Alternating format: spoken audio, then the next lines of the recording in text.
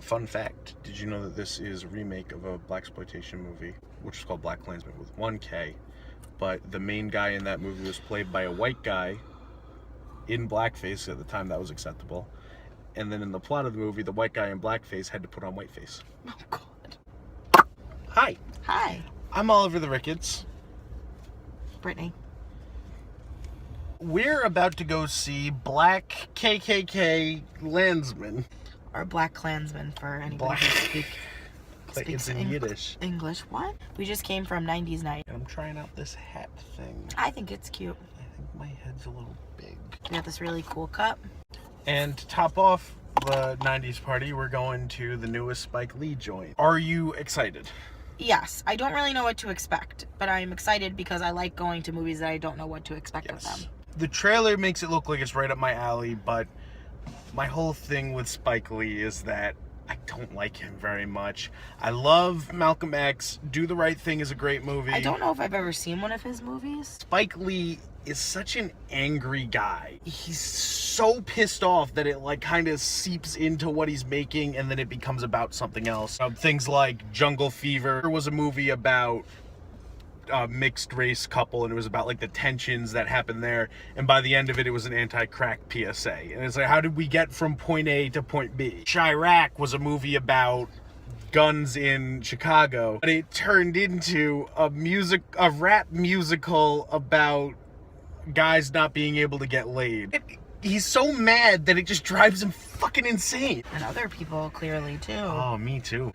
So I'm really hoping that this stays is what it claims to be, because I'm actually very interested in the story that he's got here. I'm excited. I like Adam Driver a lot. I'm really excited to see him, especially when he does these more kind of serious roles. Yeah. He's an amazing actor. Don't let this Kylo Ren bullshit deter you from thinking that. Kylo. I agree, but he is credit. an amazing actor, and I'm so excited to see him. Yeah. I'm also really excited to see Topher Grace. I'm in the minority of people that really like him as Venom, because I thought he was a very good foil for Spider-Man, but that's beside the point.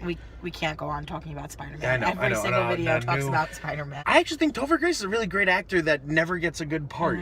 And I always think of, there's this one scene in That 70s Show. It sounds stupid, but it gets me, where his dad has like a heart attack, and he finds out that he can't leave for college, and he it's like a very emotional scene, and it's all because of how Topher Grace is acting. Beside the point. The other big thing in this is that I don't remember his name. The main guy is Denzel Washington's son. Hopefully that's not a case of nepotism, because obviously Spike, I doubt it. Well, Spike and Denzel are very good friends, and Denzel played Malcolm X, obviously, so Malcolm X 2 is what we're going to see. Yes. All right, we're going to go see the movie now. We'll let you know what we think after. So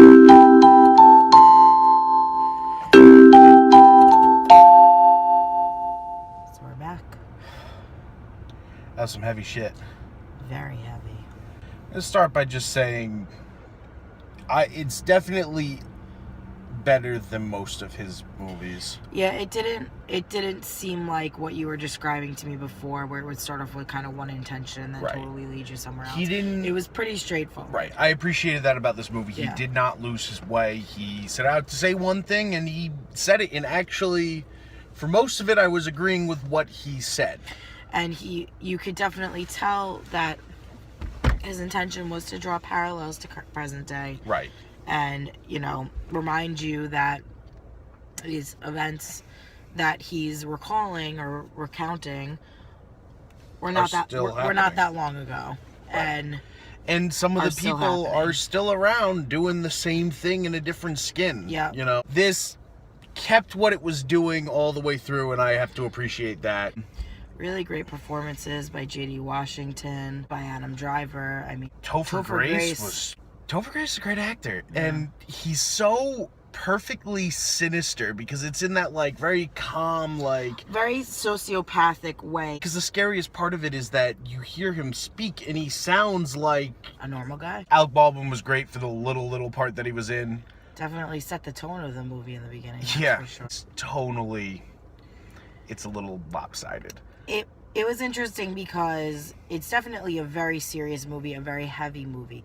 But there is a good amount of comedy in it. Right. Like, there is a lot of things that make you laugh, and they make you laugh intentionally. You're not just laughing out of uncomfortability or, you know, anything like that. You know, J.D. Washington, a lot of the delivery of his lines were very funny. Yeah, everybody was really funny. And Adam Driver, very funny. Not only them. Even Adam Driver pretending to be a Klansman. That was one of the best parts of the movie. Yeah. I'll say the Klansmen were kind of the highlight of the movie for me. What was really funny about it was also the point that he was driving home, that it's fucking ridiculous to be a racist. There's something funny about that, because it doesn't make any goddamn sense. You get what's advertised, and I appreciated that. And actually, I think this is up there with Do the Right Thing for me. I like it a little better than I like Malcolm X. It was very, very tense. Right. Especially in the last 45 minutes, waiting for the shit to hit the fan.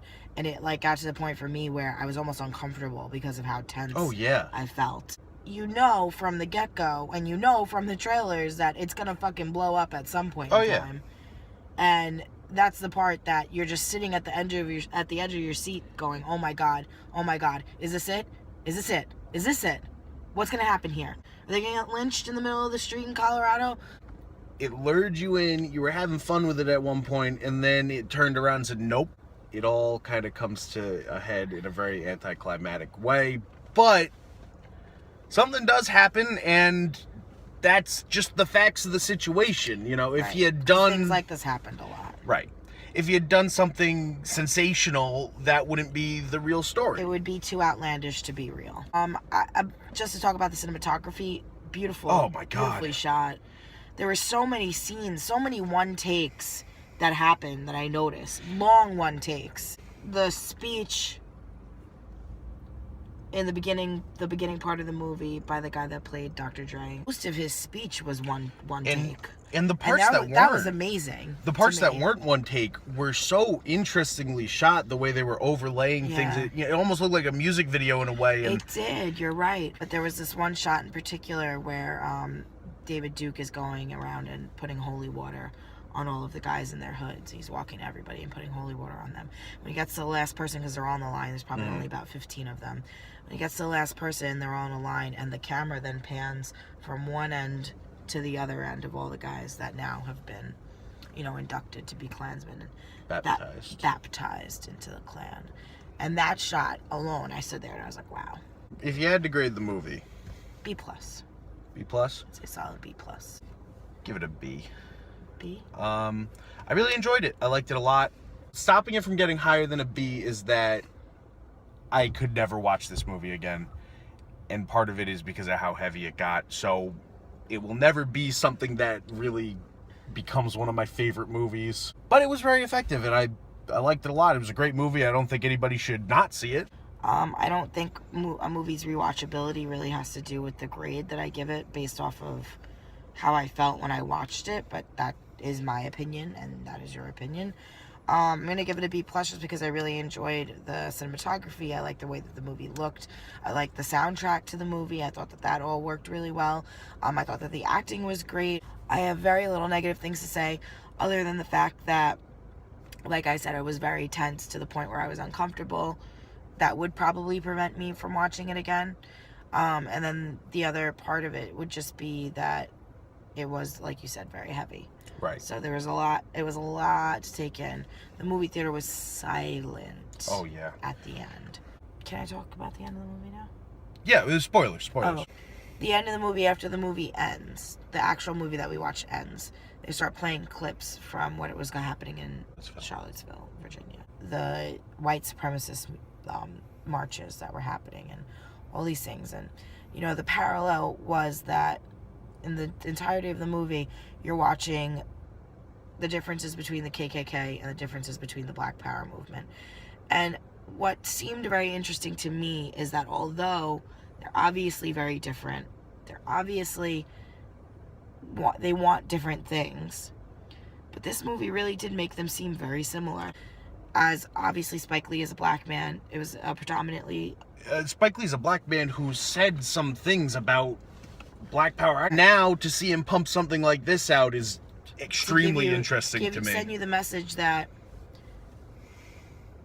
although you're on opposite sides, you all want the same thing. And maybe if everybody just fucking worried about themselves, you'd eventually have a peaceful world where we didn't have things like Or Charlottesville happening. instead of running people over with their cars, you just let them be. A couple of things that I think are really interesting about the message, and I think are actually kind of refreshing. When he talks about the police, he's not even being anti-cop. You know what I mean? In fact, he's being very pro-police for most of the movie. We might get kicked out. No, we're okay. You know, by having the main character be a cop who likes being a cop and who says, you know, I'm still for my race, I'm not the enemy. But it also shows you, no, but this is an issue with the police, and that the organization has a big mob mentality, and there are two sides to it. And how the parallel is being made in the organization of the KKK versus the organization of the police department. I'm sorry, Right. I'm starting to lose my way. To a black person at that time, the police departments were like the KKK. Which gets driven home at the very end, as we're talking about spoilers. They arrest him. They don't arrest her. Right. You know? That speaks a lot. And if Adam Driver hadn't come up, who was going to stop it? I think he was at the cross burning at the end. Was he? That's why they were showing you up the hood of the one guy with the beard. You think that was Adam Driver? I think it was meant to be him. Why do you think so? I actually don't even think that scene happened. So here's where we start to get into the weirdness. At the end, there's a knock on the door, and then Ron's he does door. They do the old school the Spike Lee shot. And they turn the end of the movie almost into like the ending of a television show. Our heroes or our main characters are, you know, detectives, and they're now being met with their next case. So what you see out the window is a cross burning, and when we zoom in on the cross burning, there's Klan members burning the cross, and you see David Duke's character, but you also see up the hood of another character with a black beard, which would be Adam Driver's character. But I honestly don't think that scene, that actually happened. And I know that that's kind of an out there thing to say, but I actually think that it was more of a manifestation of what could be or what could have happened. I think that it was more of an artistic choice to end the movie like that.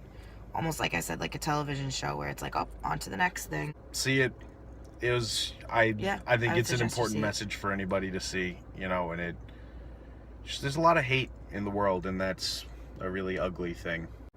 Love each other. No room for hate. Thanks for watching my home reviews. Have a good night.